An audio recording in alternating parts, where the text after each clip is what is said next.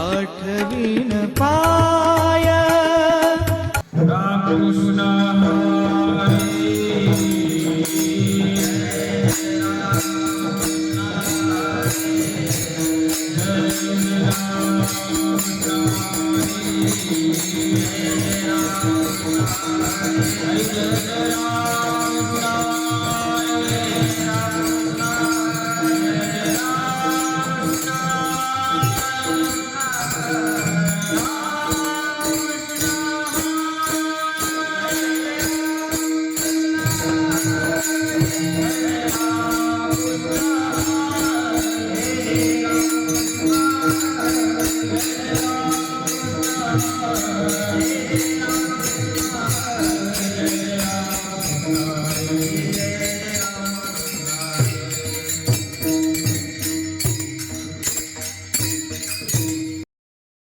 सुंदर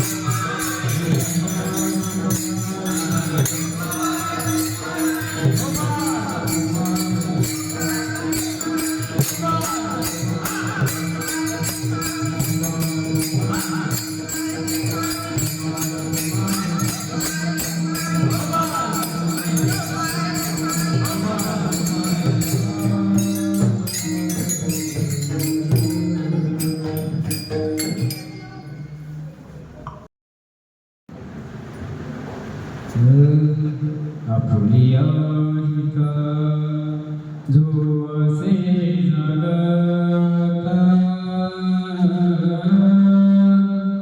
आपुलिया हिता जो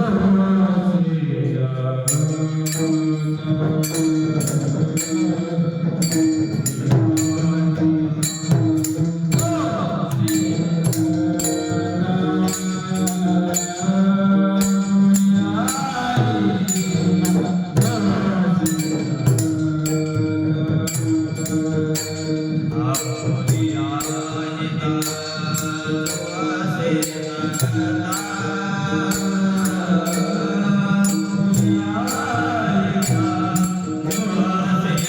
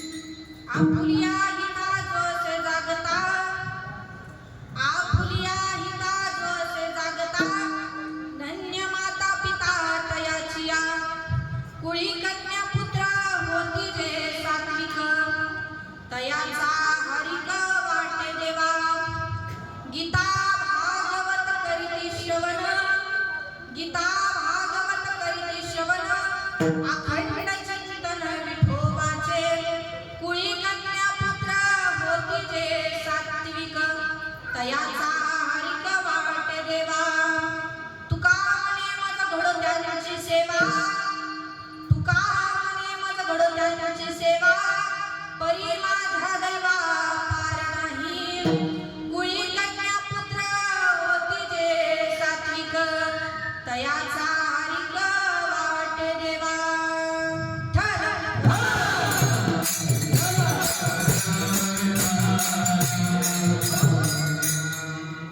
महायोग पीठे तटे भीमरत्नम वरम पुंडरीकाय दातुं मुनीन्द्रे समागत्य तिष्ठं तमानन्दकन्दं परब्रह्मलिङ्गं वन्दे पाण्डुरङ्गं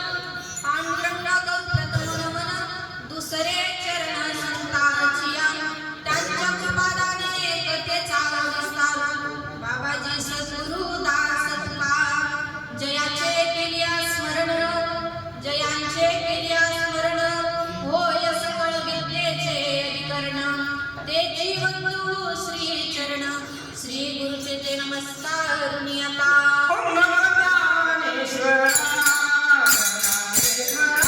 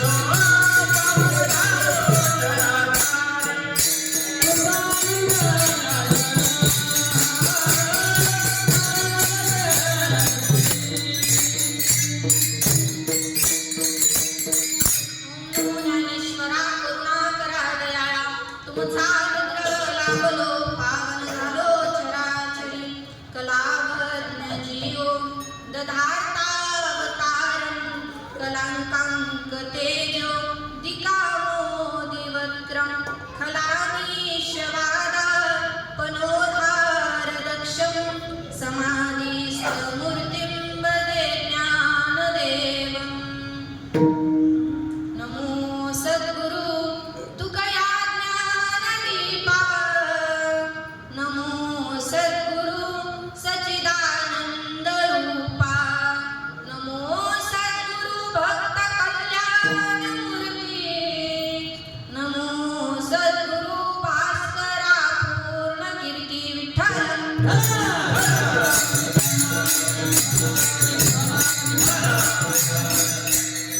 आपुलिया हिता जो असे जागता आपुलिया हिता जो असे जागता धन्य माता पिता तयाची कुळी कन्या पुत्र होती जे सात्विक दयाचा हरिक वाटे देवा प्रस्तुत प्राप्त प्रसंगी प्राप्त स्थळी प्राप्त वेळी प्राप्त काळी कीर्तन निरोपणा करिता निवडलेला अभंग अनंत कृपाविभूषित भगवत पूज्यपाद जगत उद्धारक विश्वमान्य विश्वभूषण नवे नवे तर हे हिंदवी स्वराज्य ज्यांनी निर्माण केले असे असणारे छत्रपती शिवाजी महाराज यांचे आद्य गुरु जगद्गुरु श्री तुकोबाराय यांचा 4 चरणाचा अभंग तुम्हा मायबापाच्या सेवेकरिता निवडलेला आहे विठ्ठल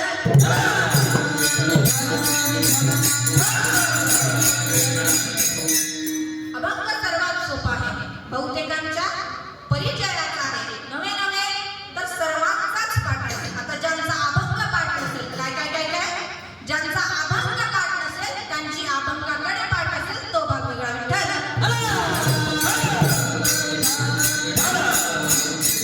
कीर्तनाकडे वळण्याआधी थोडासा अल्पसा पर्याय द्यायचा तो म्हणजे असा आज 12 जानेवारी 2026 आज 12 तारीख आज हरिभक्ती पारायण नाद ब्रह्म वारकरी शिक्षण संस्था या संस्थेचे अध्यक्ष मृदुंगाचार्य गायनाचार्य ज्यांना जितक्या पदव्या लावाव्या तितक्या कमीच आणि एकदा जर त्यांना माणूस भेटला तर आयुष्यभर त्या माणसानं त्यांना विसरणं अशक्य गोष्ट आहे असे असणारे अतिशय प्रेमळ माझ्यावर नितांत मोठ्या बंधूसारखं प्रेम करणारे आदरणीय हरिभक्ती पारायण भागवत महाराज तुके आज यांचा अभिषेक चिंतन सोहळा आहे तरी सगळ्यात पहिल्यांदा त्यांना अभिषेक चिंतन सोहळ्याच्या हार्दिक शुभेच्छा त्यांच्या अभिषेक चिंतन सोहळ्यानिमित्त आज माझं कीर्तन आहे आता मी अभिषेक चिंतन सोहळा हा शब्द का वापरला तर आपल्या जीवनामध्ये काही वाईट होऊ नये आणि आपण इष्टदेवताकडे जी प्रार्थना करतो त्याला अभिषेक चिंतन सोहळा असं म्हणतात आता अभिषेक चिंतन सोहळा करावा की नाही लोक म्हणतात वाढदिवस आता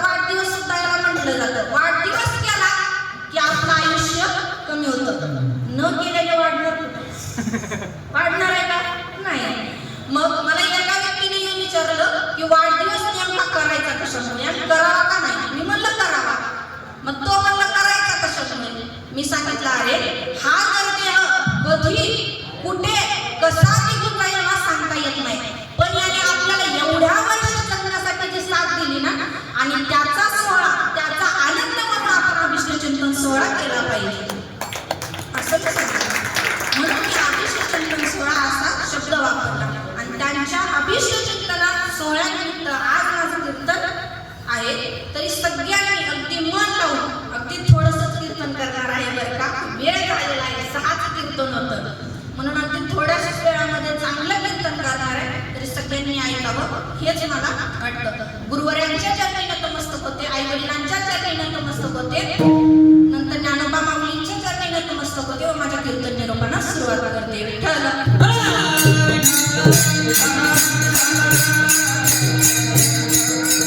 आता अभंगाचा सरळ भावार्थ पाहायला गेला तर आपुलिया हिता जसे जागता धन्य माता पिता तयाचिया. तुकोबाराय स्वतःच हित करण्यासाठी सांगतात. काय सांगतात? स्वतःच हित करण्यासाठी तुकोबाराय सांगतात. आणि काय सांगतात तुकोबाराय? तर कुळी कन्या पुत्र होते जे सात्विक तयाचा हरिक वाटे देवा. जो स्वतःच हित करतो, ज्याचं स्वतःच्या हितामध्ये कल्याण आहे, त्याच्या आई वडील त्याच्या कुळामध्ये सात्विक पुत्र किंवा कन्या जन्माला येईल आणि त्याचा हर्ष आनंद हा देवाला वाटत असतो. म्हणून कुळी कन्या पुत्र होते जे सात्विक तयाचा हरिक वाटे देवा. तिसऱ्या चरणामध्ये ते तुकोबाराय सांगतात आता सात्विक पुत्र किंवा कन्या कशामुळे आपल्या कुळामध्ये जन्माला येते, तर त्यांनी म्हणजे त्यांच्या आई वडिलांनी अखंड गीता भागवताचे श्रवण केलेलं असतं, भगवान परमात्म्याचं अखंड नामस्मरण केलेलं असतं, म्हणून असे पुत्र असे कन्या त्यांच्या घरामध्ये जन्माला येतात. म्हणून गीता भागवत करीती श्रवण अखंड चिंतन विठोबाचे. आणि तुकोबाराय म्हणतात अशा पुत्र अशा कन्या ज्यांच्या घरामध्ये असतील ना, त्यांची मला माझ्याकडून सेवा करू दे. तुका म्हणे मग घड त्यांची सेवा परी माझ्या दैवाकार नाही. हा झाला अभंगाचा सरळ भावार्थ. म्हणजे काय? ठळक बातम्या. आता कीर्तन नंतर विस्तारपूर्वक सांगणार आहे, पण तुम्हाला अभंगाचा भावार्थ तरी आला का लक्षात? नाही झोपले नाही, भूक लागली बोलत चला. बोललं तर कीर्तन करायला उत्साह येतो बरं का, म्हणून सगळेजण बोलत चला. हा झाला अभंगाचा सरळ भावार्थ. आता आपण विस्तारपूर्वक अभंगाचा भावार्थ पाहूया. त्याआधी मला एवढं ऐकायचंय, इथं एवढे कीर्तन करायले आपल्या संस्कृती विद्यार्थी सुद्धा कीर्तन करतात. तुम्ही मुलांनी सुद्धा बाहेर भरपूर कीर्तन ऐकले, तुम्ही बाहेर भरपूर कीर्तन ऐकले असतील, पण अरे आपण जे कीर्तन करतो ते कीर्तन म्हणजे काय? आपण कीर्तन ऐकतो, नेमकं कीर्तन म्हणजे नेमकं काय? तर ऐका कीर्तन म्हणजे काय.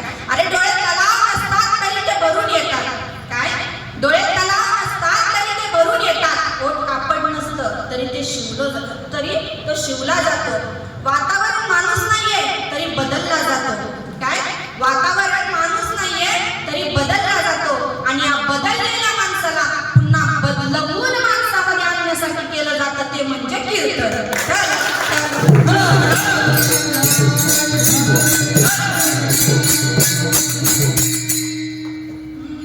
तुकोबाराय सांगतात की आपण स्वतःच हित केलं पाहिजे. पण आपण काय हित करतो?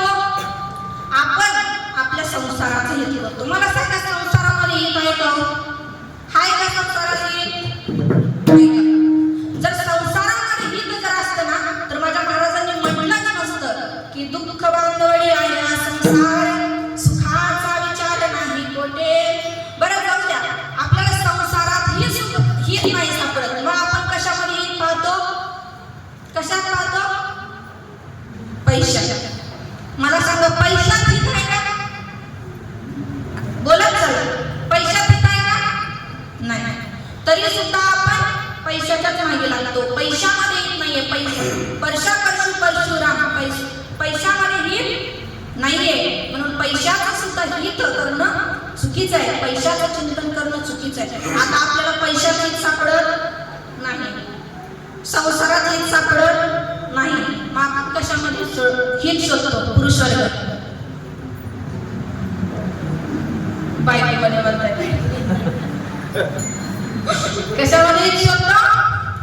बायकोच्या चिंतनात हित शोधतो. मला सांगा, बायकोच्या चिंतनामध्ये हित आहे का? आहे का नाही?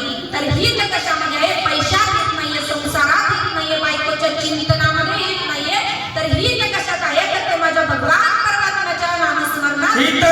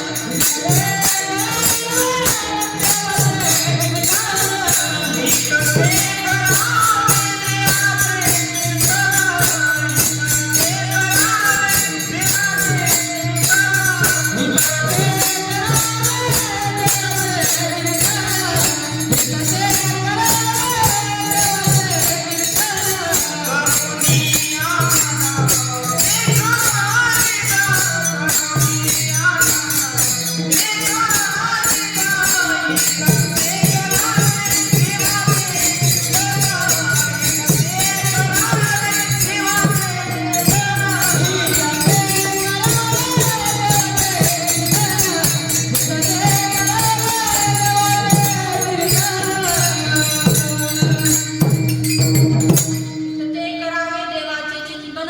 काय? पैशात हित नाहीये, बायकोच्या चिंतनात हित नाहीये, संसारामध्ये हित नाहीये. हित कशात आहे? तर ते माझ्या भगवान परमात्म्याच्या नामस्मरणात हित आहे. मग नामस्मरण करावं का नाही? नामस्मरण केलं पाहिजे. भगवान परमात्म्याच्या नामस्मरणामध्येच हित आहे, म्हणून नामस्मरण करणं गरजेचं आहे. आणि आत्ताच्या कलियुगाला जर पाहायला गेलं तर सगळ्यात महत्त्वाचं काय आहे? नामस्मरण आहे. जिथं नामस्मरण, जिथं आहे कीर्तन, जिथं भजन, जिथं या टाळकऱ्यांचा आवाज, जिथं मृदुंगाचार्याचा आवाज, जिथं गायनाचा आवाज, जिथं कीर्तनाचा सहवास, तिथेच फक्त माझा भगवान परमात्मा नांदतो बरं का, बाकी कुठे सुद्धा नाही. म्हणून नामस्मरण करणं अगदी महत्त्वाचं आहे बरं का. ह्या जगामध्ये कुणीच कुणाचं नाहीये. या कलियुगामध्ये कुणीच कुणाचं नाहीये. म्हणून आपल्याला आपल्या दुःखाच्या परिस्थितीमध्ये जर आपल्यासाठी कोण नाही नाही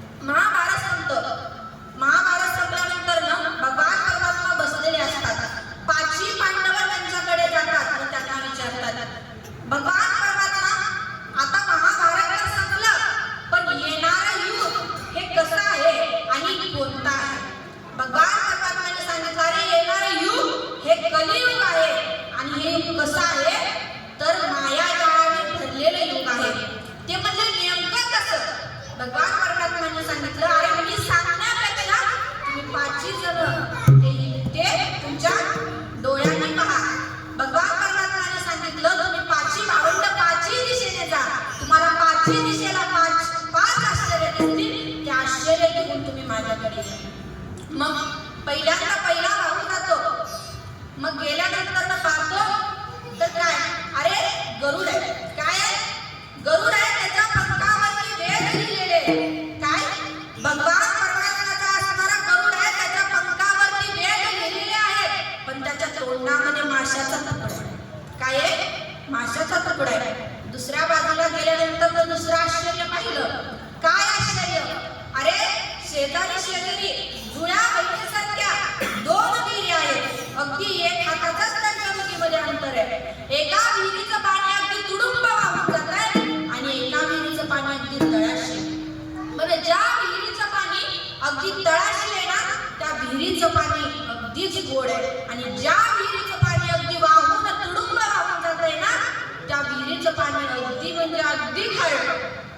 तिसरं आश्चर्य, तिसऱ्या बाजूला गेल्यानंतर तिसरं आश्चर्य दिसलं. काय दिसलं? तर दोन तोंडाचा हत्ती दिसला. आता त्यांना विचार पडला की अख्खं महाभारत झालं पण याच्यामध्ये दोन तोंडी हत्ती कधी दिसला नाही. दोन तोंडी हत्ती बघितल्यानंतर ना आश्चर्य वाटलं. चौथं आश्चर्य, चौथ्या बाजूला गेल्यानंतर दिसलं. काय दिसलं? अरे नुकती वेलेली गाय. काय? नुकती वेलेली गाय. त्या गायीचं वासरू, त्या गायीचं वचन जसं उठतं तसं ते आपल्या जन्मदात्या आईला लाथ मारतं.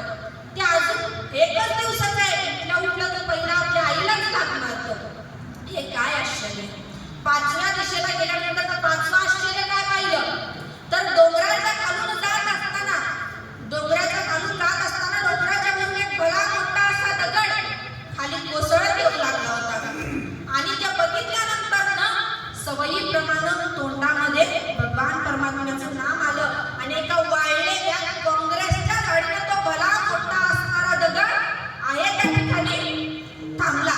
पाची भावंड पाची आश्चर्य घेतात. भगवान परमात्म्याला विचारतात आणि येऊन विचारतात की काय? अरे भगवान परमात्मा विचारतात काय आश्चर्य पाहिलं तुम्ही? पहिल्यांदा सांगितलं की मी जात असताना मला गरुड दिसला. अरे भगवान परमात्मा, तुझं वाहन असणारा गरुड दिसतो, त्याच्या पंखावरती वेद आहेत पण तोंडामध्ये माशाचा तुकडा आहे. हे काय आश्चर्य? भगवान परमात्म्याने सांगितलं अरे येणारा युग हे कलियुग आहे. काय आहे? येणारा युग हे कलियुग आहे आणि कलियुगामध्ये अशीच माणसं जन्माला येणार आहेत ज्यांच्या मुखामध्ये ज्ञानेश्वरी असेल, ज्यांच्या मुखामध्ये हरिपाठ असेल पण त्यांच्याकडून मांस भक्षण करण्याचं पाप होणार आहे. अशी माणसं या कलियुगामध्ये जन्माला येणार आहे. दुसरं आश्चर्य विचारलं. दुसरं आश्चर्य सांगितलं अरे भगवान परमात्मा, अगदी एक हाताचा अंतर आहे. जुळ्या बहिणी असल्यासारखं शेजारी दोन बहिणी आहेत आणि दोन्ही एका विहिरीचं पाणी अगदी तुडून वाहत चाललंय पण ते खारं आहे आणि एका विहिरीचं पाणी अगदी तळाशी पण ते काय आहे? गोड पाणी. मग हे काय आश्चर्य? भगवान परमात्माने सांगितलं अरे येणारं युग हे कलियुग आहे आणि कलियुगामध्ये अशीच माणसं जन्माला येणार आहेत. तर कलियुगामध्ये कशी माणसं जन्माला येणार आहेत? पाप करणारी माणसं अगदी त्या तुडुंब वाहणाऱ्या विहिरीसारखी जन्माला येणार आहेत आणि पुण्य करणारी माणसं अगदी त्या गोड पाण्यात जसं तळाशी आहे ना त्या पाण्यासारखी अगदी थोडीशीच पुण्य करणारी माणसं या कलियुगामध्ये जन्माला येणार आहेत. पण भगवान परमात्म्याने सांगितलं जर ते खारं पाणी जर गोड पाण्यामध्ये जर मिक्स केलं तर ते खारं पाणी सुद्धा गोड होतं. तेच म्हणजे माझे संत मायबाप. आता त्यांच्या मार्गदर्शनाखाली आपण कीर्तन भजन सगळं करतो. माझ्या संत मायबापाच्या मार्गदर्शनाखाली तिसरा आश्चर्य घेऊन भगवान परमात्म्याकडे आले. तिसरा आश्चर्य सांगितलं अरे अख्खं महाभारत झालं पण दोन तोंडी हत्ती मी कधी महाभारतात बघितला नाही. हे काय आश्चर्य? भगवान परमात्म्याने सांगितलं अरे येणारं युग हे कलियुग आहे आणि कलियुगामध्ये अशीच नास्तिकवादी माणसं जन्माला येणार आहे. एखादा माणूस आपल्या समोर यावा, आपलं इतकं कौतुक करावं की काय आपण त्याच्यावर जणू हे घेऊन जावं, आपलं इतकं त्याने आपल्याबद्दल चांगलं बोलावं पण तोच माणूस दोन पावलं पुढे जाऊ द्या हाच समाजामध्ये आपल्या निंदा केल्याशिवाय राहणार नाही. अशी दोन मोठी माणसं या कलियुगामध्ये जन्माला येणार आहेत असं भगवान परमात्म्याने सांगितलं. चौथा आश्चर्य सांगितलं अरे नुकती वेलेली गाय. काय? नुकती वेलेली गाय आहे तिचं वासरू जसं उठतं, तिचं बछडं जसं उठतं, तसं तो आपल्या जन्मदात्या आईला लाथ मारतो. हे काय आश्चर्य. मग हे काय आश्चर्य म्हटल्यानंतर भगवान परमात्म्याने सांगितलं, रे येणारा युग हे कलियुग आहे आणि या कलियुगामध्ये अशीच नास्तिकवादी मुलं जन्माला येणार आहे. ते आपल्या जन्मदात्या आई वडिलांच्या पायावरती डोकं ठेवण्याच्या ऐवजी आपल्या आई वडिलांच्या डोक्यावरती पाय ठेवणारे अवलाद या कलियुगामध्ये जन्माला येणार आहे, असं भगवान परमात्म्याने सांगितलं. आणि पाचवं आश्चर्य काय, तर पाचवं आश्चर्य सांगितलं, अरे मी डोंगराच्या खालून चाललो होतो आणि जात असताना वरून एक भला मोठा दगड आला. तो ढासळत माझ्या अंगावरती येणार होता, पण सवयीप्रमाणे माझं नाम, तुझं नामस्मरण माझ्या मुखामध्ये आलं. आणि ते नामस्मरण मुखामध्ये आलं तर एका वाळलेल्या काँग्रेसच्या झाडीनं तो भला मोठा असणारा दगड आहे त्या ठिकाणी थांबला. हे काय आश्चर्य. मग भगवान परमात्म्याने सांगितलं की अरे एखादा माणूस कलियुगामध्ये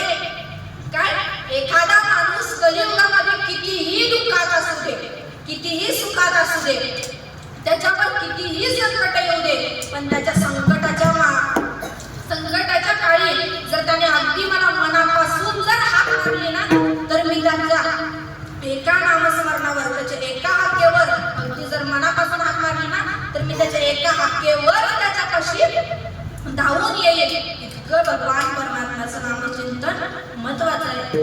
विठ्ठल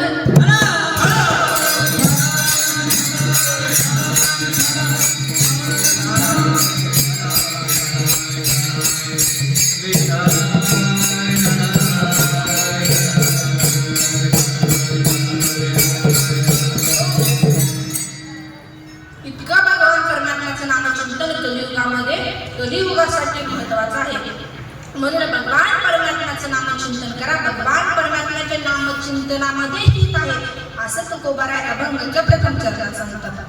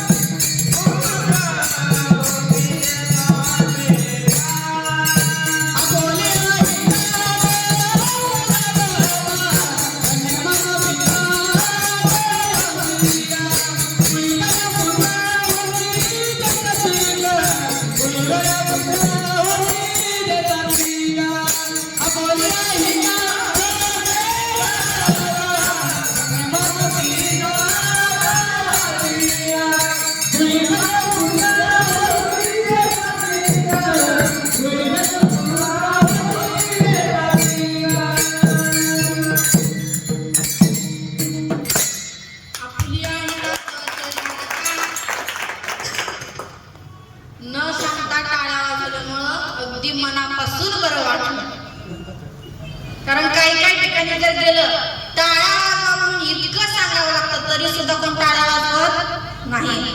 तसं टाळ्या तुम्ही काही मनानं नाही वाजवल्या. आमचे कलाकारच असे की त्यांना टाळ्या वाजवायला भागच पडावं. अतिशय उत्कृष्ट मृदुंगाचार्य आहेत, अतिशय गायनाचार्य, अतिशय उत्कृष्ट आहेत. त्यामुळे तुम्हाला टाळ्या वाजवणं अगदी गरजेचंच आहे. मला सांगायची गरजच लागणार नाही. असो आपल्या आईता जवसे जागता धन्य माता पिता तयाची या. काय सांगतात तर स्वतःच हित केलं पाहिजे. त्याचे आई वडील धन्य आहेत, त्याचे माता पिता धन्य आहेत. काय आहेत? त्याचे आई वडील धन्य माता पिता तयाची या. आता काय म्हटलंय तुकोबारायांनी? धन्य माता पिता तयाची. तुकोबारायांनी धन्य पिता माता तयाची या असं न करता धन्य माता पिता तयाची या असं का केलं असेल? पहिलं धन्य पित्याला देण्याच्या ऐवजी तुकोबारायांनी पहिलं धन्य कुणाला दिलं आहे? तर पहिलं धन्य हे मातेला दिलं आहे. का दिलं आहे? तर ती स्त्री शक्ती आहे. जेवढं पुरुषामध्ये एखाद्याला सहनशक्ती नसते तेवढी तिच्या त्या स्त्री शक्तीमध्ये सहनशीलता असते. आता नाथ ब्रह्म वारकरी शिक्षण संस्था ही संस्था नावाला फक्त महाराजांकडे आहे, पण सांभाळतो कोण सांभाळतं? त्यांच्या आई सांभाळतात. त्या सुद्धा एक स्त्रीच आहेत. महाराज हे सांभाळणं सोपं नाही बरं का, अगदी सोपं नाही. हे आपल्याला वाटतं. घरी आपली 1-2 लेकरं जर असली तरी आपल्याला अगदी कंटाळा येऊन जातो. ही एवढी आणि ही काही एका ठिकाणची असतात का बरं? सगळ्यांची डोकी वेगवेगळ्या गावावरून वेगवेगळे आलेले असतात. हे काही एका ठिकाणचे नसतात. ह्यांना सांभाळणं अगदी कठीण आहे. महाराजांचा काही कार्यक्रमाला न्यायालयकरांना फक्त शिकवा, पण यांना दिवसभर लक्ष ठेवणं, यांच्या खाण्यापिण्याची सोय करणं, यांच्यावर लक्ष ठेवणं याचं काम कोण करतं? आई साहेबच करतात. म्हणून तुम्ही ही संस्था खोलली, पण माझं खरं तर या संस्थेसाठी तर आईंसाठीच आहे. काही करू शकते. म्हणून तुकोबारायांनी असा शब्द वापरला की धन्य माता पिता तयाची या. महाराज कुठे जरी गेले तरी तसं संस्थेवरती आई कुठे सुद्धा जात नाहीत. त्या सतत तिथं असतात. आई आल्या नाही, कुठे गेले? आले होते. त्या सतत तिथं असतात.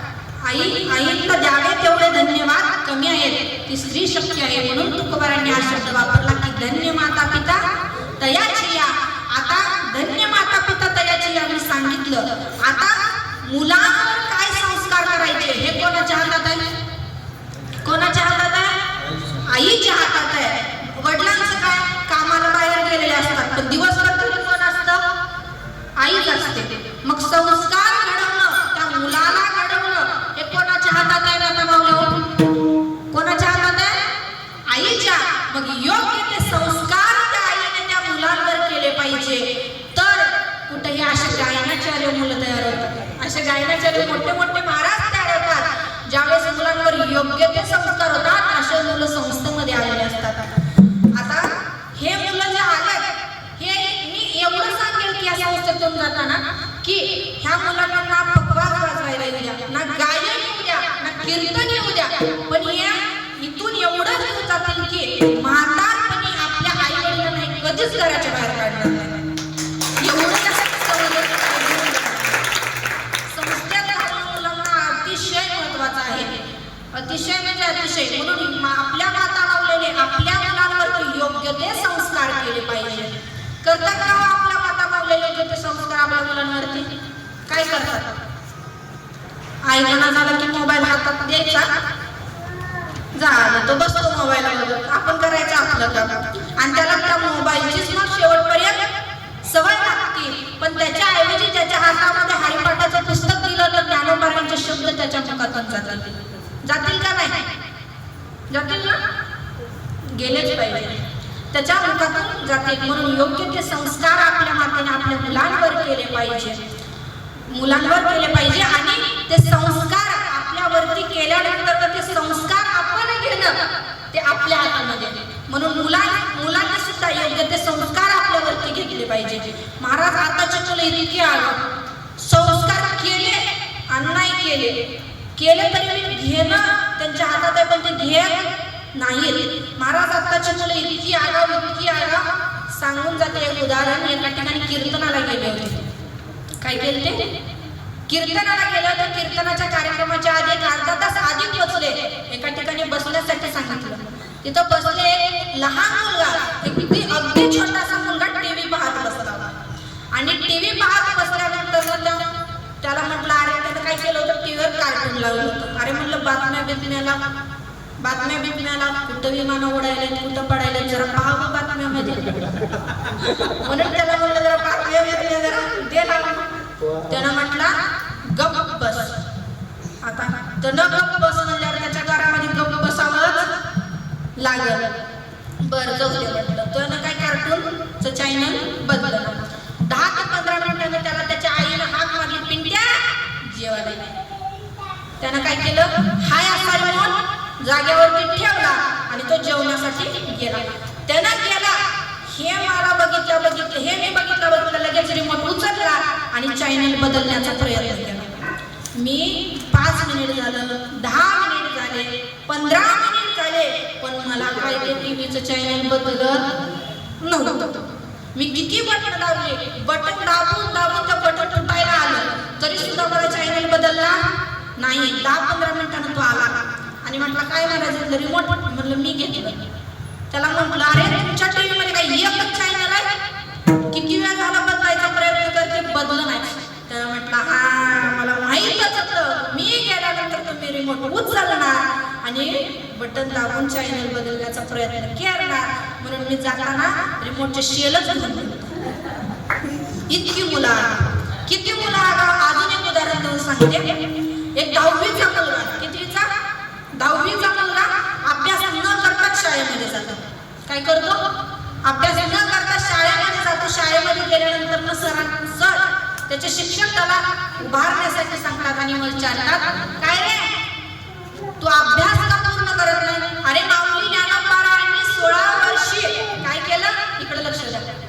माऊली ज्ञानोबारायांनी 16 वर्षी ज्ञानेश्वरी विकत केली.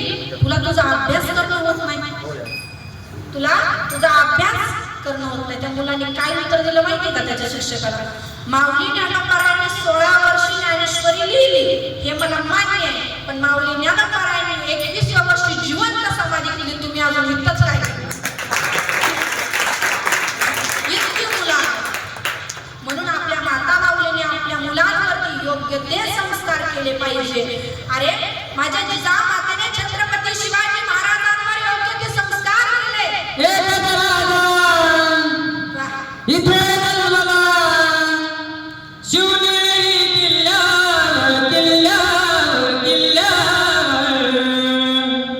माझ्या राजाचं, माझ्या देवाचं, माझ्या राजाचं नाव.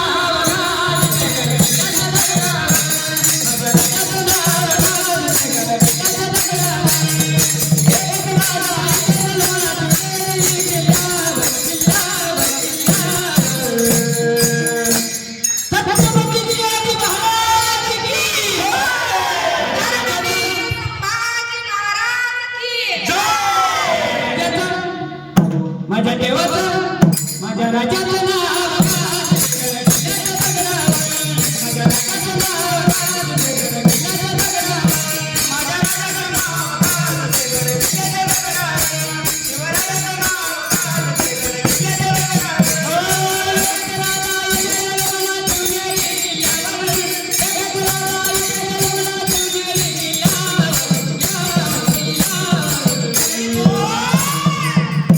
माझ्या राजाचं नाव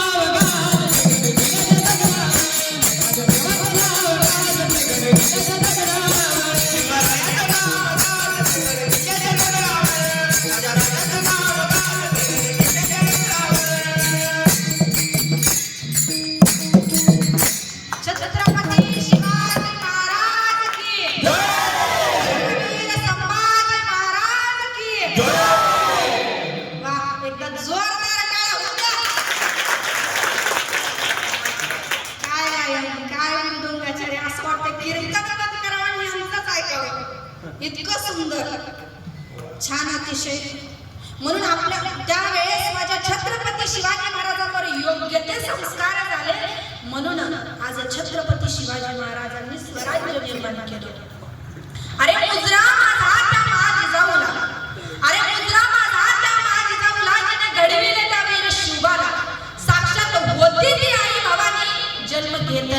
पोटी शिवबाने. मराठी मातीने केला गगनी कावा, तो एकच होता माझ्या जिजाऊचा छावा, माझ्या जिजाऊचा छावा. इतके जिजामातेने अतिशय योग्य संस्कार केले म्हणून छत्रपती शिवाजी महाराज निर्माण झाले. माझी जाऊने दियाने सुंदर शिवाजी राजा, माझी जाऊने दियाने सुंदर शिवाजी राजा, माझी जाऊने सुंदर शिवाजी राजा, माझी जाऊने सुंदर शिवाजी राजा, माझी जाऊने दियाने सुंदर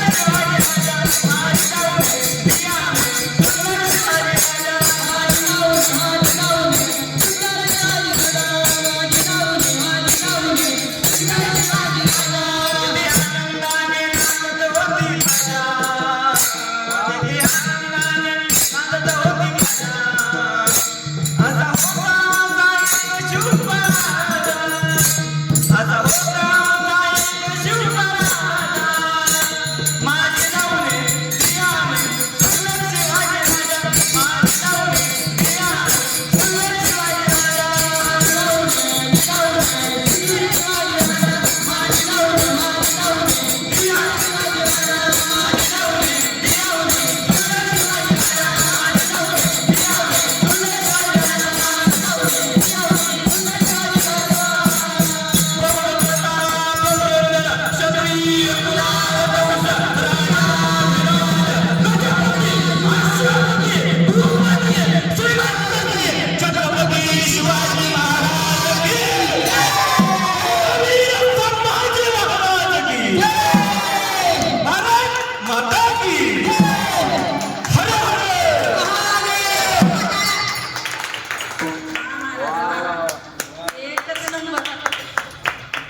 अतिशय सुंदर, काम तृप्त झाल्याशिवाय राहणारच नाही, इतकं सुंदर. छत्रपती शिवाजी महाराज म्हणजे नेमकं काय? छत्रपती शिवाजी महाराज म्हणजे नेमकं कोण? तर छ म्हणजे छत्तीस हत्तीचे बळ असणारे, त्र म्हणजे त्रस्त मोगलांना करणारे, प म्हणजे परत न फिरणारे, ती म्हणजे तिन्ही जग जाणणारे, शी म्हणजे शिस्तप्रिय असणारे, वा म्हणजे वाणिज्य तेज असणारे, जी म्हणजे जिजाऊचे पुत्र असणारे, मा म्हणजे महाराष्ट्राची शान असणारे, हा म्हणजे हार मानणारे, रा म्हणजे राज्याचे हितचिंतक असणारे, आणि ज म्हणजे जनतेचा राजा असणारे, असे होते माझे छत्रपती शिवाजी महाराज. का होते? तर त्यांच्यावरती योग्य ते संस्कार जिजामातेने केलेले होते, म्हणून छत्रपती शिवाजी महाराज आज निर्माण झाले. म्हणून आपल्या माता माऊलींनी आपल्या मुलांवरती योग्य ते संस्कार करणं गरजेचं आहे. अरे माझ्या दयाळू मातेने भक्त प्रल्हादावर नामस्मरणाचे चिंतन केले, म्हणून आज भक्त प्रल्हाद निर्माण झाले. म्हणून योग्य ते संस्कार आपल्या मुलांवरती झाले. माझ्या भागवत महाराजांच्या आईने भागवत महाराजांवरती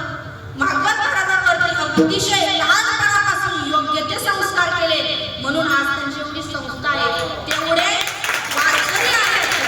म्हणून माता माऊलीच्या अगदी मनापासून मी आभार मानते. काय अतिशय मी मनापासून आभार मानते. त्या तुमच्या आई आहेत, हे तुमचं तुम्ही त्यांचा मुलगा आहे, हे त्यांचं नशीब आहे.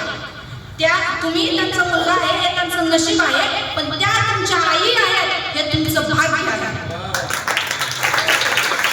आईचे अतिशय मनापासून आभार बरं का. अशा मुलाला त्यांनी जन्म दिला की अतिशय प्रेमळ, इतका स्वभाव सुंदर. त्यांच्या संस्था आहे, इतके संस्थेतले विद्यार्थी घडवतात. योग्य ते संस्कार आपल्या मुलांवरती जर झाले तर असे पुत्र जन्माला येतात. आणि तुकोबरावांना कसे पुत्र आवडतात, माझ्या देवांना कसे पुत्र आवडतात, तर असे पुत्र आवडतात. म्हणून आपल्या माता माऊलींनी योग्य ते संस्कार आपल्या मुलांवरती केले पाहिजे. आता माता माऊलींनी केले पाहिजे हे करावे, पण तुकोबरावांनी काय सांगितलंय, धन्य माता पिता तयाची. आईने जरी आपल्या मुलांवर संस्कार योग्य केले तरी वडिलांनी सुद्धा त्यांच्या वागण्यातून, त्यांच्या बोलण्यातून आपल्या मुलांवरती योग्य ते संस्कार केले पाहिजे. आताचे वडील काय करतात, उदाहरण सांगून जाते. एक मुलगा पानपट्टीवरती काय करत बसला होता, गायच्या खात बसला होता.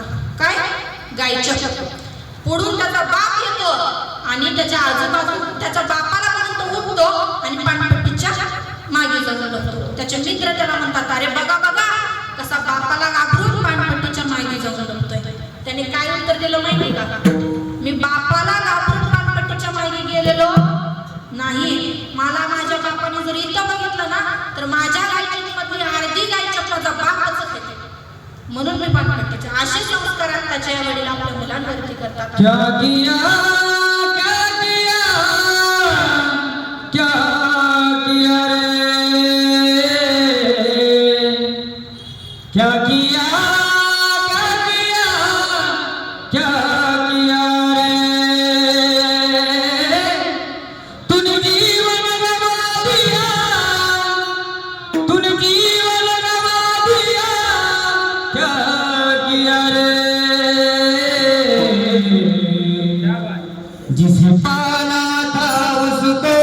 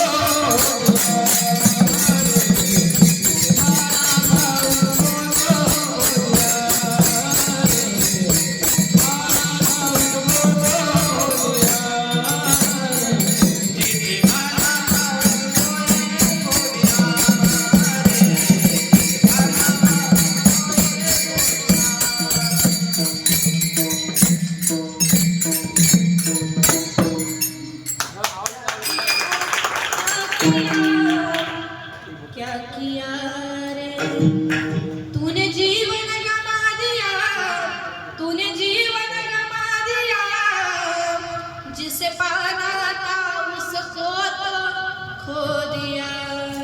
क्या किया क्या किया क्या किया रे. अतिशय सुंदर गायन बरं का.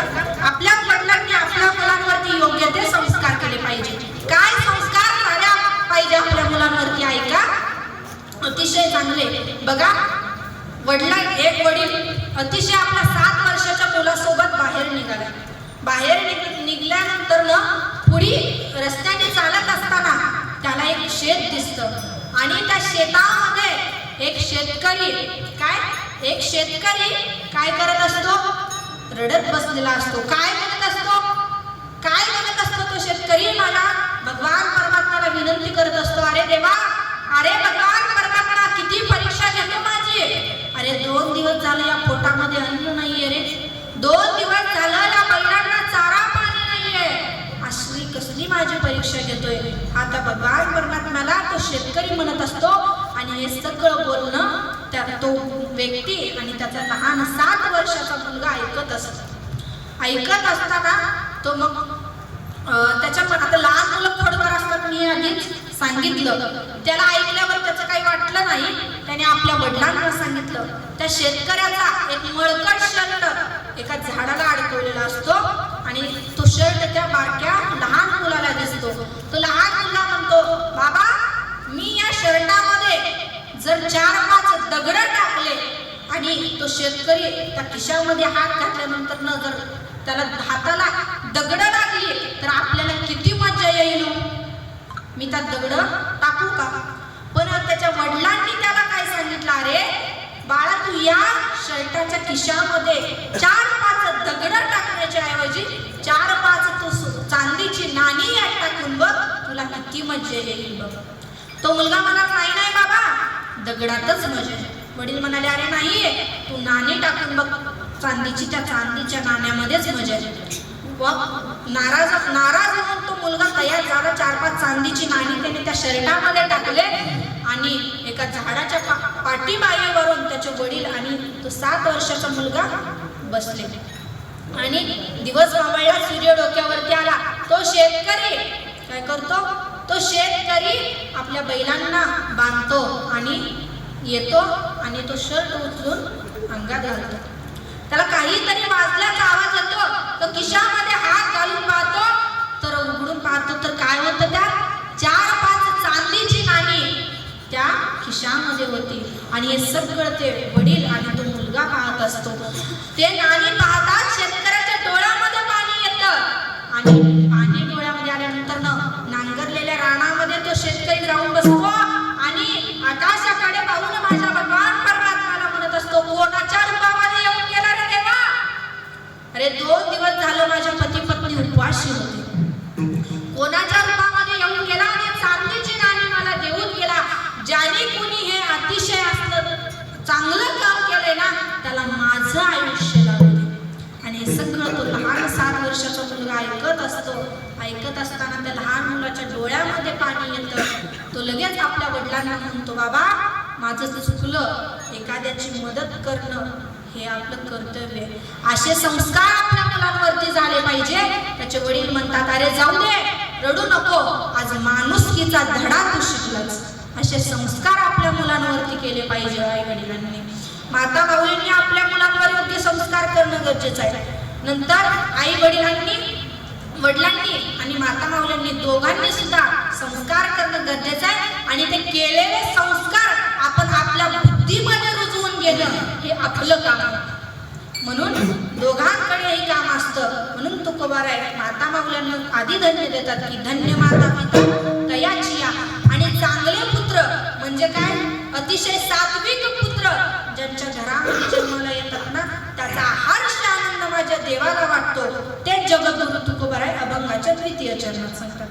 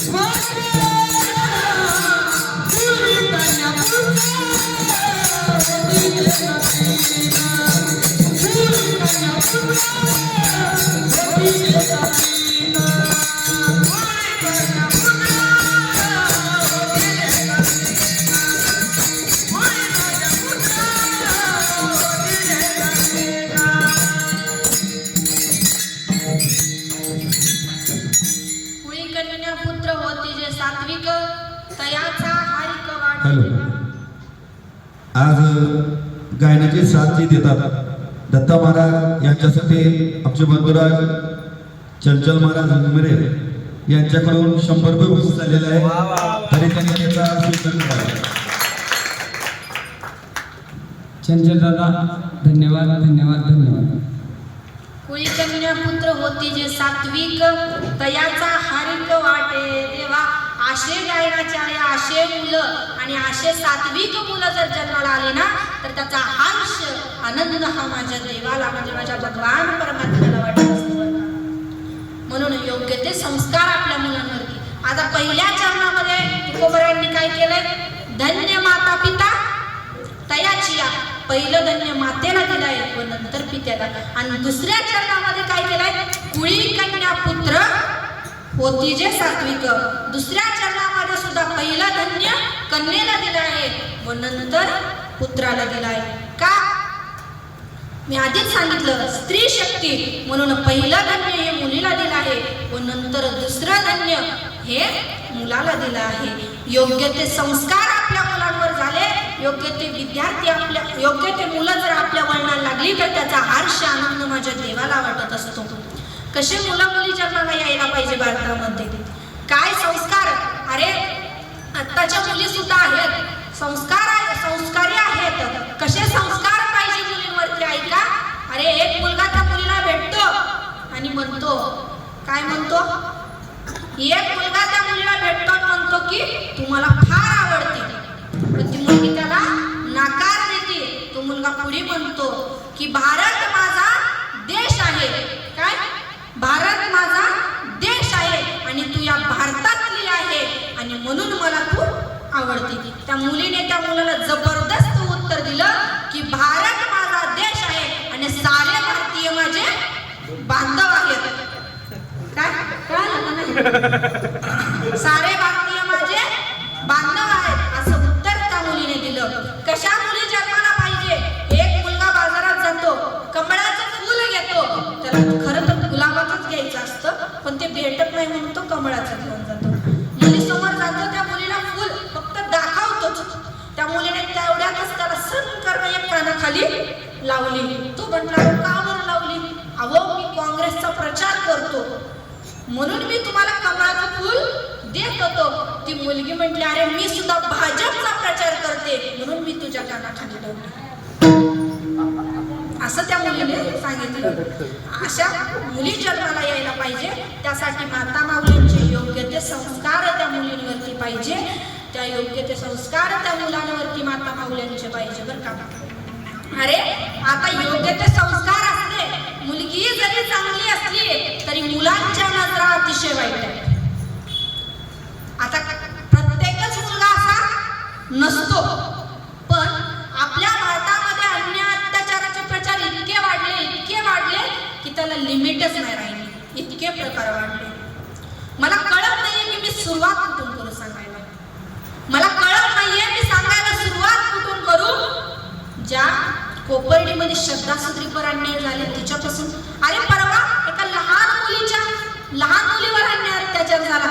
किती, मालेगाव मधली मुलगी, किती वय होतं तिचं, किती वय, 3 वर्षाची मुलगी होती. अरे 3 वर्षाच्या मुलीवर अन्याय अत्याचार होतो. काय, 3 वर्षाच्या मुलीवर अन्याय अत्याचार होतो. मुलगी 5 वर्षाची असली तरी तिच्यावर अन्याय अत्याचार होतो. मुलगी 10 वर्षाची असली तरी तिच्यावर अन्याय अत्याचार होतो. आणि मुलगी 50 वर्षाची असली तरी तिच्यावर अन्याय अत्याचार होतो. का अन्याय अत्याचार होतात. अरे ते नराधम अन्याय अत्याचार करतात आणि अन्याय अत्याचार करून ते बिनधास्त आपल्या घरी बसतात, पण त्यांना शिक्षा म्हणून काही शिक्षा होत नाही. आवाज थोडासा लहान राहूया. त्यांना शिक्षा म्हणून काही शिक्षा होत नाही बरं का. अरे 14 ते 15 वर्ष झालं तर श्रद्धा सुद्रीपर अन्याय अत्याचार होऊन 3 नराधमांनी त्याच्यावर अन्याय अत्याचार केले आणि अन्याय अत्याचार करून तिला जिवंत जाळलं. काय म्हटलं असेल तिचा आत्मा जळत असताना. अरे लग्नाची पोर होती, तिच्यावर अन्याय अत्याचार होता. अजून त्या 3 नराधमांना शिक्षा भेटली नाहीये बरं का. किती, 13 ते 14 वर्ष झाली. परवा मालेगाव मधल्या 3 वर्षाच्या लहान मुलीवर अन्याय अत्याचार झाला. अजून तिला न्याय नाही भेटला.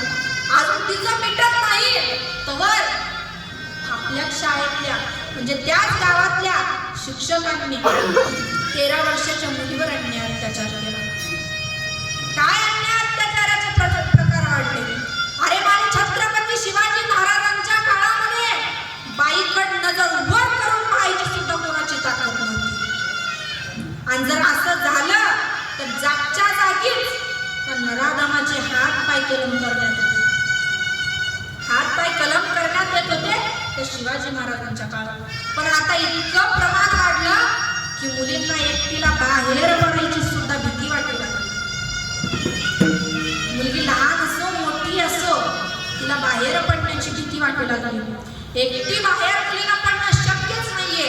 इतके अन्याय अत्याचाराचे प्रमाण वाढले. अरे ती छोटे कपडे घालते यामध्ये दोष नाहीये. ती एकटी बाहेर फिरते यामध्ये दोष नाहीये. दोष आहे तुमच्या आमच्या नजरा वाईट आहेत यामध्ये दोष आहे. ती रात्रीचं एकटी बाहेर ती एकटीच्या रात्री घरला जाते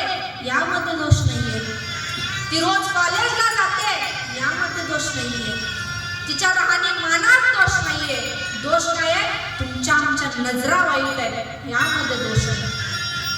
अन्य अत्याचाराचे प्रमाण वाढले. अरे परस्त्रीला आई मानणं ही आपल्या काळाची संस्कृती आहे. पण परस्त्रीला आपण आई मानतो का? नाही, मानत नाही. परस्त्रीला आई म्हणून माझ्या छत्रपती शिवाजी महाराजांच्या काळामध्ये एक स्त्री माझ्या छत्रपती शिवाजी महाराजांच्या समोर आली. छत्रपती शिवाजी महाराज जागेवरून उठतात, त्या स्त्रीपाशी जातात व म्हणतात, अगं बाई, किती सुंदर तुझं रूप, किती रूपवान तुझं रूप, जणू तुझ्यामध्ये मला माझी माता जिजाईच दिसते. परस्त्रीला आई मानणे ही आपल्या काळाची संस्कृती. माझ्या स्वामी विवेकानंदांकडे एक स्त्री आली व त्या स्त्रीने म्हटलं की स्वामी विवेकानंद, मला तुमच्यासोबत लग्न करायचंय. स्वामी विवेकानंदांनी विचारलं, का बरं माझ्यासोबतच लग्न करायचं? त्या स्त्रीने उत्तर दिलं, महाराज, माझं जर तुमच्यासोबत लग्न झालं ना तर मला तुमच्यासारखा सात्विक मुलगा जन्माला येईल, म्हणून मला तुमच्यासोबत लग्न करायचंय. त्याच्यावर काय उत्तर दिलं स्वामी विवेकानंदांनी?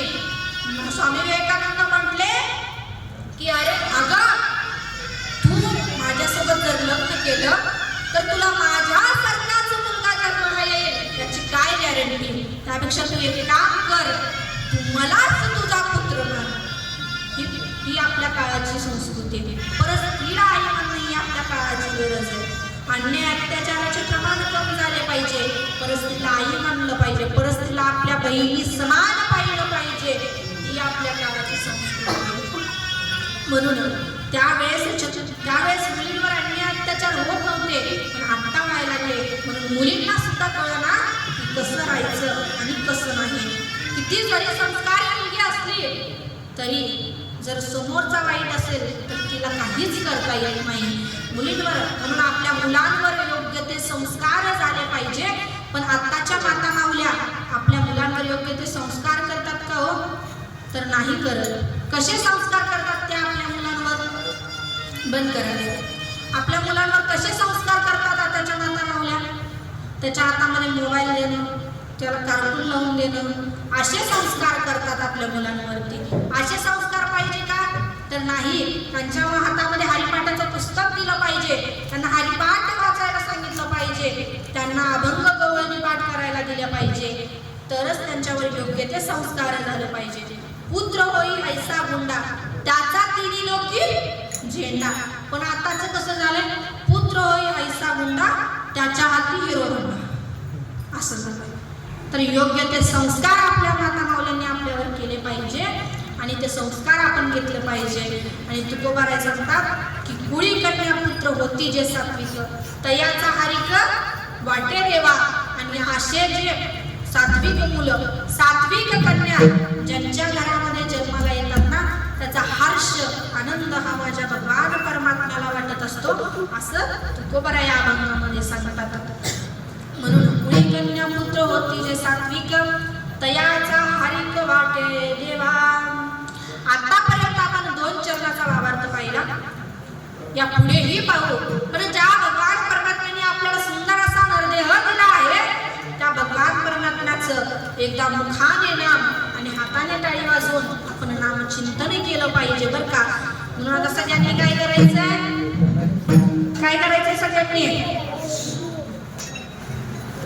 मी काय सांगितलं?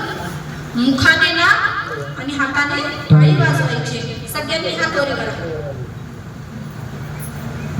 कोणी सुद्धा खाली. आज सगळ्यांनी टाळी वाजवायची. सगळ्यांना सांगते, आज जे माझ्या कीर्तनामध्ये अशी टाळी वाजवत नाहीत ना, कशी?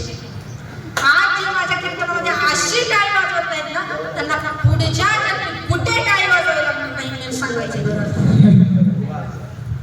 म्हणून सगळ्यांनी टाळी वाजवायची आणि मुखाने नामस्मरण करायचं. आताच हात खाली घेतले सगळ्यांनी हात वरी घ्या. असेच राहू दे, मी आलेच जरा जाऊन. मुखाने नाम आणि हाताने टाळी. सगळ्यांनी नामचिंतन करायचंय. कोणाचं करायचंय? भगवान परमात्म्याचं करायचंय.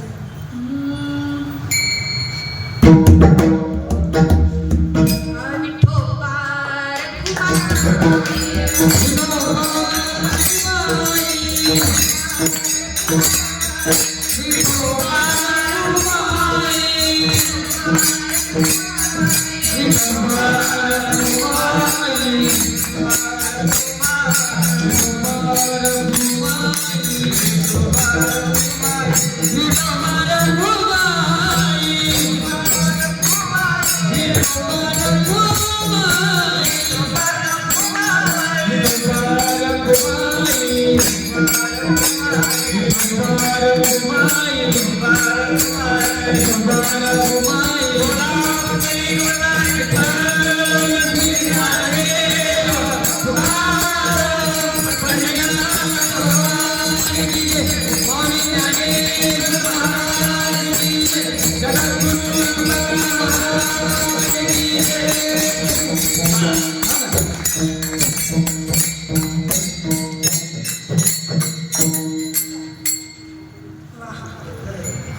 इतकं छान स्वागत, एकच नंबर. आणि आता काय करायचं माहिती का सगळ्यांनी? हात खाली घ्यायचे. असतील घ्या खाली. हात वरी करा म्हणून किती ओरडून ओरडून सांगावं लागतं, पण हात खाली करा म्हणून कोणाला सांगावं लागतं का? जाऊ द्या, न सांगता तुम्हाला कळाल्यानंतर, न सांगता तुम्हाला माझ्या मनातली गोष्ट कळाली आणि तुम्ही हात खाली घेतले, त्याबद्दल तुमच्या अगदी मनापासून आभार.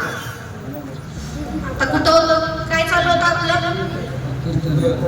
निधन कीर्तन तरी म्हणा. काय चालू होतं? मागचे काय चालू होतं? कुठं आलं होतं? 2 चरण झालं. आपुलिया हिता जो असे जागता, धन्य माता पिता दयाची या, कुळी कन्या पुत्र होती जय सात्विक, तयाचा हारिक वाटे देवा. तुकोबाराय म्हणतात आपण आपलं हित केलं पाहिजे, आणि असा जर कोणी असेल, अशी कुळी कन्या, अशा पुत्र किंवा कन्या जर आपल्या कुळामध्ये जन्माला आली तर त्याचा हर्ष आनंद हा देवाला वाटत असतो, त्याचा हर्ष आनंद माझ्या भगवान परमात्म्याला वाटत असतो. अरे असे सात्विक पुत्र किंवा कन्या जन्माला येण्यासाठी नेमकं त्यांचे आई वडील करतात तरी काय? काय करतात हो?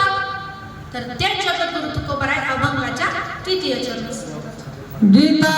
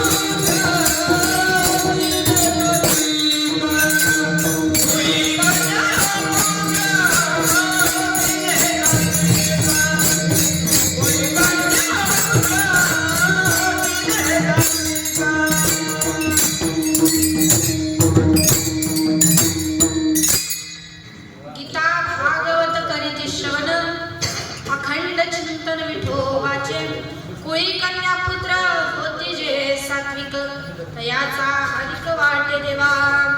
त्यांच्या कुळामध्ये असे सात्विक पुत्र किंवा कन्या जन्माला येण्यासारखं ते नेमकं करतात नाही काय, तर ते अखंड गीता भागवतेचं श्रवण करतात, अखंड माझ्या भगवान परमात्म्याचं नामचिंतन नामस्मरण करतात, आणि त्यामुळं असे पुत्र किंवा कन्या त्यांच्या कुळामध्ये जन्माला येते.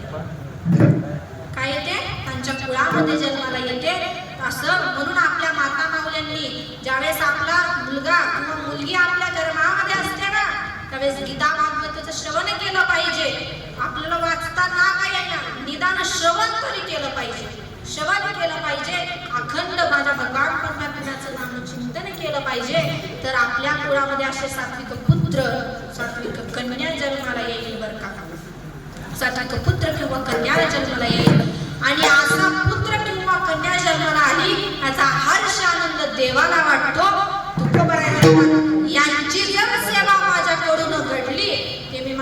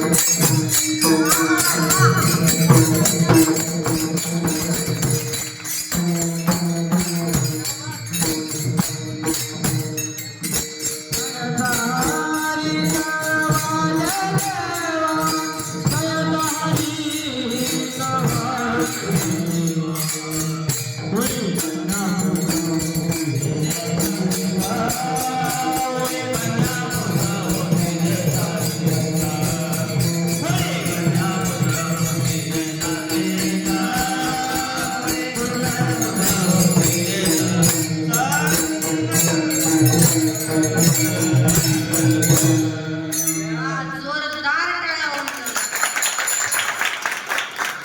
हास्य मृदुंगाचे आणि हास्य गायनाचे जर असले तर कीर्तन कोणातच पडणार नाही. एकदा जोरदार अजून एकदा सगळ्या त्यांची सेवा तुका म्हणे माझं घड त्यांची सेवा परिमळाच्या दैवा पार नाही. कुळी कन्या पुत्र होती जे सात्विक तयाचा हरिक वाटे देवा. तुकोबाराय म्हणतात की अशा पुत्रांची अशा कन्यांची अशा माता माऊल्यांची जर माझ्याकडून सेवा घडली ना तर ते मी माझे परम भाग्य मानतो असं तुकोबाराय शेवटच्या चरणामध्ये म्हणतात. तसं आपलं कीर्तनाची उर्वरित वेळ ही संपलेली आहे.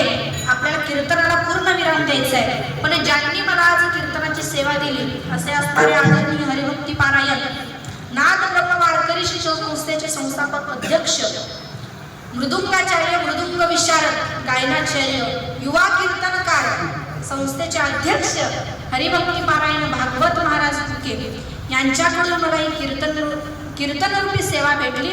मी त्यांचे अगदीच मनापासून आभार मानते. व माझ्या कीर्तनामध्ये आज ज्यांनी कीर्तन चालू झाल्यापासून कीर्तन संपेपर्यंत जे टाळकऱ्यांची साथ आहे यांच्याच संस्थेतले विद्यार्थी सर्व विद्यार्थ्यांचे सुद्धा मी अगदी मनापासून आभार मानते. महाराज 2-2 अडीच तास करून टाळ वाजवणं पाऊल खेळणं सोपं नाही. इथं उभारल्यानंतर ना आपल्याला कळतं काय आहे. बसल्यावर आपल्या पाहिजे का उभारल्यावर यांचं काय होत असं ते तर अगदी लहान आहे. तरी सुद्धा तुम्ही एवढ्या वेळ माझ्या कीर्तनामध्ये माझ्या कीर्तनात टाळ वाजवून साथ दिली. मी तुमचे सुद्धा अगदी मनापासून आभार मानते. व ज्यांनी अतिशय सुंदर अशी गायनाची साथ दिली आमच्यावर नितांत प्रेम करणारे आदरणीय हरिभक्ती पारायण गान वकीळ संगीत अलंकार हरिभक्ती पारायण दत्ता महाराज सुरवसे अगदी मी त्यांचे मनापासून आभार मानते. व तसेच दुसरे गायनाचार्य हरिभक्ती पारायण जे संगीत अलंकार आहेत त्यांच्या गायनाने माझ्या कानाला अगदी तृप्तच करून सोडलं. असे असणारे आदरणीय पंडित महाराज वाळके पंडित महाराज वाकळे यांचे सुद्धा मी अगदी मनापासून आभार मानते की तुम्ही माझ्या कीर्तनामध्ये अतिशय सुंदर गायनाची साथ केली. व तसेच असणारे मृदुंगाचार्य हरिभक्ती पारायण माऊली महाराज आवाळ अतिशय सुंदर मृदुंग वाजवून तुम्ही माझ्या कीर्तनामध्ये साथ दिली. आणि अशीच साथ मनापासून तुमच्या पुढे मागणं आहे. व तसेच गणेश महाराज राक्षे रोहिदास महाराज बोराडे गणेश महाराज पवार यांचे सुद्धा मी अगदी मनापासून आभार मानते. व महाराजांचे दाजी म्हणजेच आकाश दाजी असतील नंदू दाजी असतील मारुती दाजी असतील भागवत दादा असतील आदित्य बाबू असतील तसेच सगळ्यांचे मी अगदी मनापासून आभार मानते. व माझे काका सौदागर महाराज हिंदमिरे ते सुद्धा आज माझ्यासोबत इथं कीर्तनाला उपस्थित आहेत. त्यांचं मंडपचं काम आहे ते त्यांचं भाडं सोडून महाराजांच्या वाढदिवसासाठी आलेले आहेत बरं का. मी त्यांचे सुद्धा अगदी मनापासून आभार मानते. व तसेच माझ्या आई वडील हरिभक्ती पारायण सिंचनाथ महाराज हिंदमिरे व माधुरीताई हिंदमिरे यांचे सुद्धा मी अगदी मनापासून आभार मानते. व तसेच मुंबईवरून आलेले डॉक्टर मोनिकाताई यांच्या व त्यांचे सहकारी यांचे सुद्धा मी अगदी मनापासून आभार मानते. व तसेच संस्थेचे मालक सुद्धा आज इथे उपस्थित आहेत. त्यांचे सुद्धा मी अगदी मनापासून नाव नाही माहिती बरं का मला बिल्डिंगचे मालक त्यांचे सुद्धा मी अगदी मनापासून आभार मानते बरं का. ते आज माझ्या कीर्तनाला उपस्थित आहेत. व संस्थेतील विद्यार्थ्यांचे पालक या सगळ्यांचे तुम्ही सर्व पालक आलात तुम्ही सगळे आलात आणि माझे विद्यार्थी असेल तर सगळ्यांचे मी मनापासून आभार मानते. व मोहन भाऊ असतील यांची सगळ्यांची उपस्थिती आज कीर्तनाला आहे. सगळ्यांच्या चरणी दंडवत घेते. माऊली ज्ञानोबरायांच्या चरणी दंडवत घेते. मला कीर्तनातून जाता जाता फक्त एवढंच सांगायचं आहे आई वडिलांची सेवा करा. काय करा. मी 3 गोष्टी कीर्तनातून मी जर वेळेस कुठेही कीर्तनाला गेले ना 3 गोष्टी सांगते. काय दारातील माय काय घरातील माय पाठची ती बहिणाबाई. वर्षातून एकदा तरी आपल्या त्या बहिणीला आपल्या घरी आणा, चुळी वागडी करा, सुखाने तिला आपल्या सासरी नांदा. ती बहीण अतिशय खुश राहील. आज महाराजांच्या भगिनी सुद्धा माझ्या कीर्तनाला उपस्थित आहेत. मी त्यांची सुद्धा अगदी मनापासून आभार मानते बरं का. व आपल्या बहिणीला एकदा तरी आणून तिला चोळी बांगडी करून सुखाने नांदवा व एक अशी पवित्र अशी गाय आपल्या दारामध्ये पाळा. कारण गायीच्या अंगामध्ये असं म्हटलं जातं 33 कोटी देव असतात. व पवित्र अशी गळ्यात तुळशीची माळ घाला, कपाळावर गोपी चंदन टिळा लावा. ते माझ्या भगवान परमात्म्याला आवडतं. व ज्या वर्षामध्ये 24 एकादशी येतात ना, त्यामध्ये 15वाडी एकादशी तुम्हाला ना का करणं होईना, पण ज्या 4 मोठ्या एकादशी येतात ना, त्या तरी तुम्ही निदान करत जा. काय 15वाडी ना का होईना, पण त्या 4 तरी निदान करत जा. दिवसभर चरा पण एकादश करा, त्या 4 तरी. व तिसरी गोष्ट म्हणजे आपले आई वडील. आपल्या आईने आपल्याला 9 महिने गर्भात वाढवलेलं असतं. तिने आपल्याला 9 महिने गर्भात वाढवून आपल्याला जन्म दिलेला असतो. मोठं झाल्यानंतर ना आपण त्याच आई वडिलांना घराबाहेर काढतो. त्या वडिलांनी दिवस रात्र कष्ट करून आपल्यासाठी कष्ट करून राबून आपल्यासाठी कष्ट करत असतो. मोठं झाल्यानंतर आपण त्याच वडिलांना म्हणतो तुम्ही आमच्यासाठी काय केलं. मला एवढंच सांगायचं आहे की तुम्ही आई वडिलांची सेवा करा. त्या सेवेमध्ये आपलं कुंडलिकाने सुद्धा एवढं पाप केलं, पण शेवटला आपल्या आई वडिलांची सेवा करून आपल्या आई वडिलांची सेवा केली आणि तो त्या पापातनं मुक्त झाला. म्हणून आई वडिलांची सेवा करत जा बरं. एवढंच माझ्या कीर्तनातून तुम्ही घेऊन जा. माझं कीर्तन मी सफल झालं. महाराजांचे गुरुवर्य नाव सांगा. संदीप महाराज पवार येणार आहेत का? बरं, ते सुद्धा इथे उपस्थित राहणार आहेत. त्यांचे सुद्धा मी अगदी मनापासून आभार मानते. व माझ्या कीर्तनात तुम्ही आई वडिलांची सेवा करा. माझ्या कीर्तनातून एवढं जरी घेऊन गेलात ना, तरी मी माझं कीर्तन सफल झालं म्हणून समजते. पुन्हा एकदा या सगळ्या टाळकऱ्यांच्या चरणी नतमस्तक होते, मृदुंगाचार्यांच्या चरणी नतमस्तक होते, गायनाचार्यांच्या चरणी नतमस्तक होते. सगळ्यांचे मनापासून आभार मानते. विनेकरी दादा असेल, सगळ्यांचे अगदी मनापासून आभार मानते. पुन्हा एकदा मी आईंचे सुद्धा मी अगदी मनापासून आभार मानते. ते एवढं सांभाळतात, एवढं सगळं या मुलासाठी करतात, ते सोपं नव्हे. त्यासाठी मी त्यांचे सुद्धा अगदी मनापासून आभार मानते. माईक सिस्टीम असेल आपलीच आहे, त्यासाठी सुद्धा आभार मानते मनापासून. सगळ्यांच्या चरणी नतमस्तक होते. माऊली नानंबाऱ्यांच्या चरणी नतमस्तक होते, गुरुवरांच्या चरणी नतमस्तक होते, आई वडिलांच्या चरणी नतमस्तक होते. माझ्या कीर्तन निरोपणास सुरुवात करते. करू का सुरुवात? करू. माझ्या कीर्तन निरोपणास पूर्ण विराम देते. ज्ञानेश्वर